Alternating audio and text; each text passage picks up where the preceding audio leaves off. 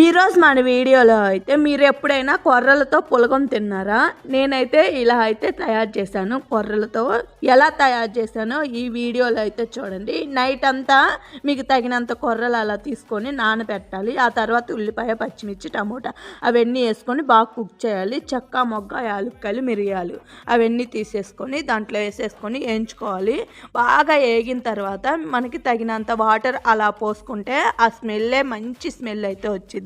మనకి నైట్ అంతా నానబెట్టిన కొర్రల్ని అలా తీసుకొని దాంట్లో వేసేసేటమే అప్పుడే కొర్రలతో పులగం అయితే తయారీ అయిపోద్ది. ఇలా అయితే ఒకసారి ట్రై చేయండి. అచ్చం కొర్రల అన్నంతో తినలేం కదా, ఇదైతే 8th క్లాస్కి అయితే చాలా బాగా ఉపయోగపడుద్ది. నేనైతే డైలీ తింటానే ఉంటాను కొర్రల అన్నం.